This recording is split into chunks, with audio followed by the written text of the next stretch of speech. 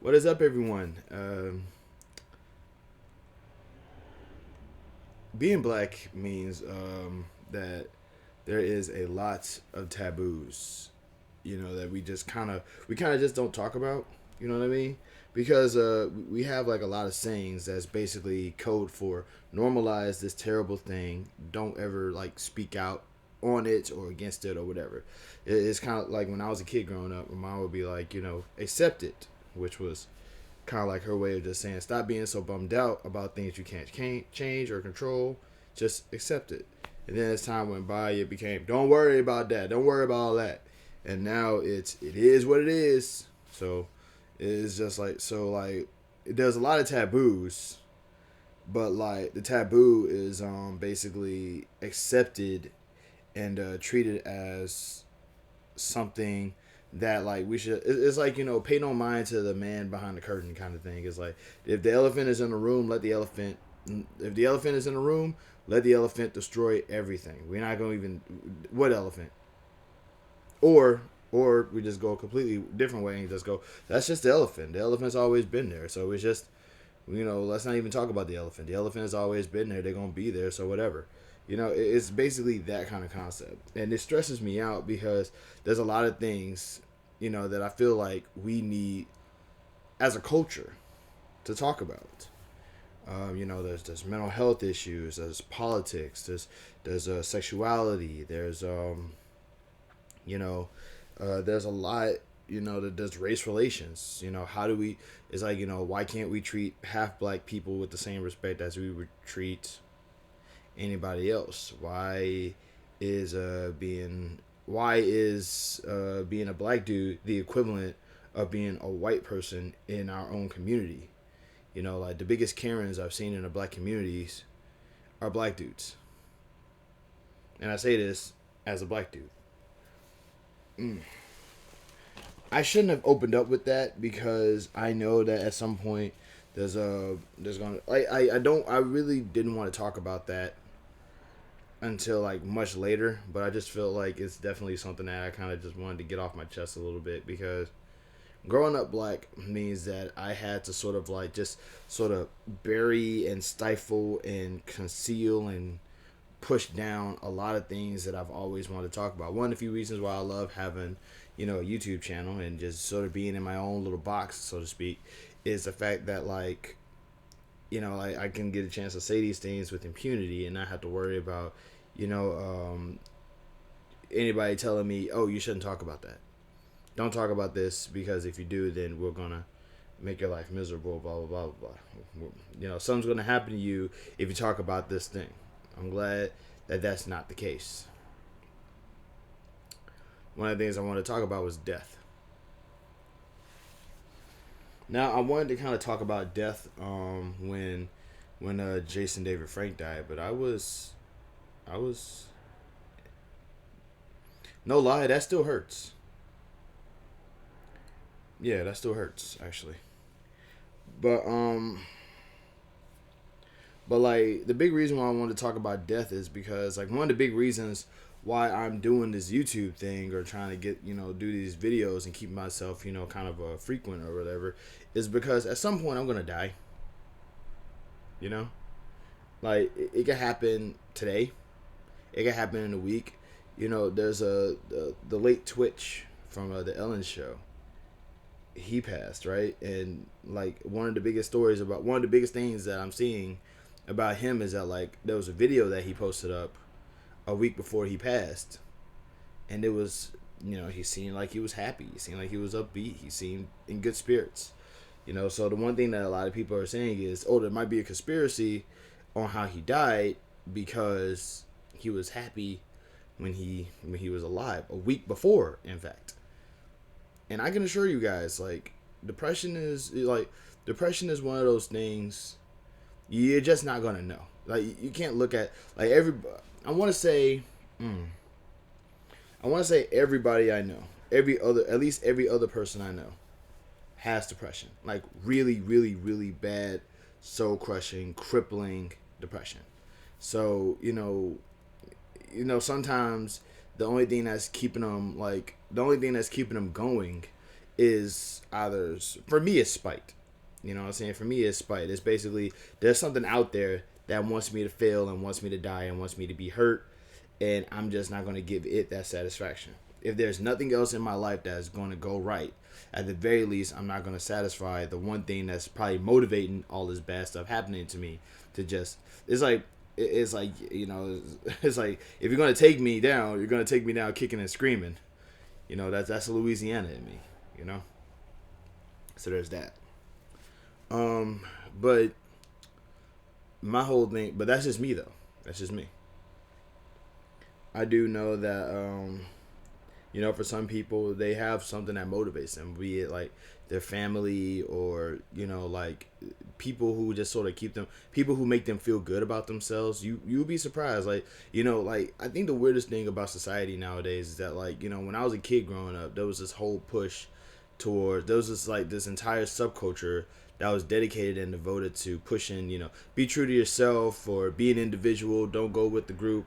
Don't go with the group, kind of go against, go against the grain, be different, blah, blah, blah. It was like, there was this really big push towards being an individual. And now it feels like it kind of came full circle, because now every bully has a posse who are also bullies. So it's like, it's like you kind of, I'm starting to see people my age or a little bit older, look for their group, look to try to fit in, look to, like, they were an individual for like most of their teen years, if not like some of their 20s or whatever, but now they're trying to, like, now that's why social media is such a big thing. It seems like, it's because people who have been so used to being by themselves and being alone for so long, now they're starting to look for a pack to be a part of, a group to be a part of.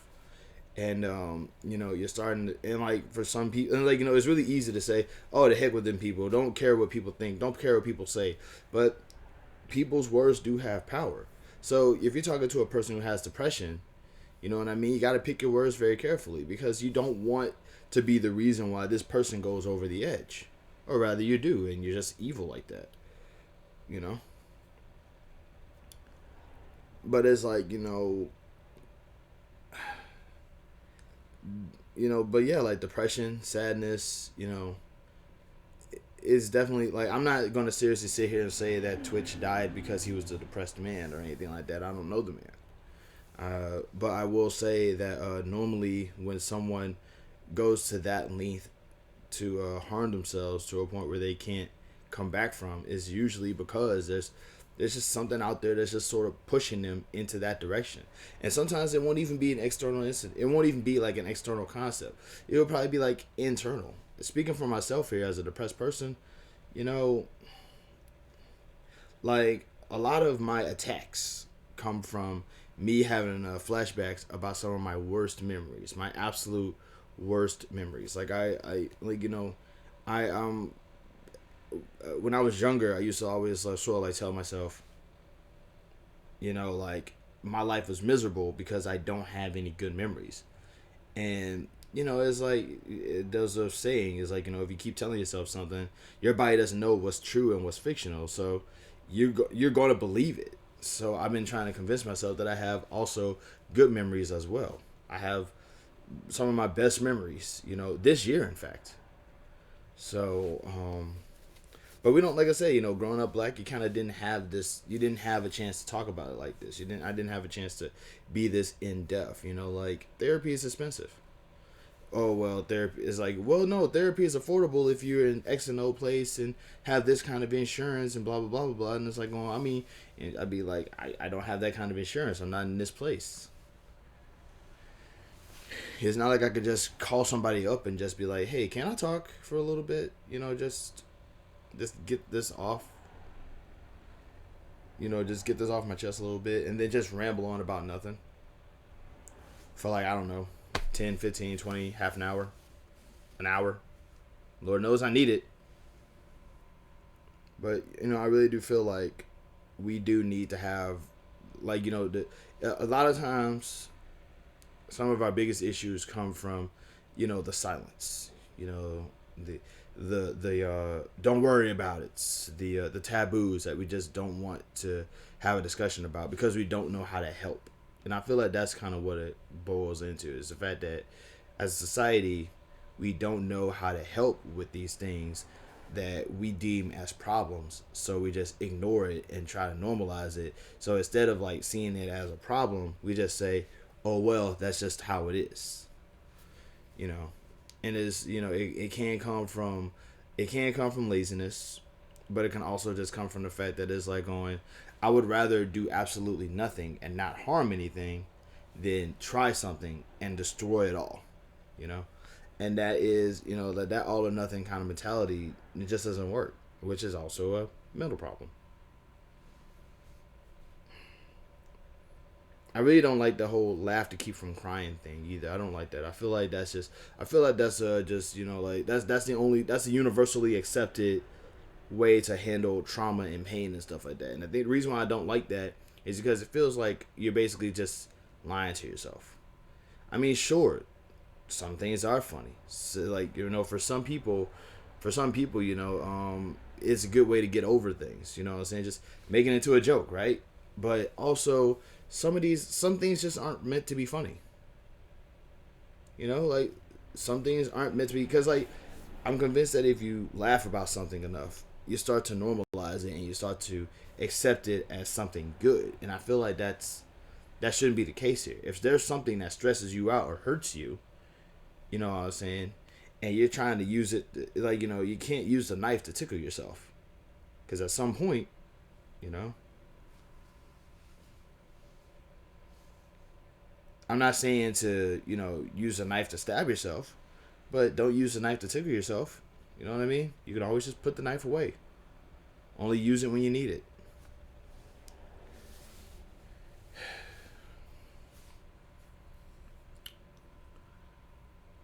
I just really, my concept of death is, for my death specifically, I don't think that I don't think my death is going to really hurt as many people anyway, because I've upset more people than I've assisted, So I do know for a fact that, no, if I die, I'm pretty sure my family is going to probably be bummed out about it.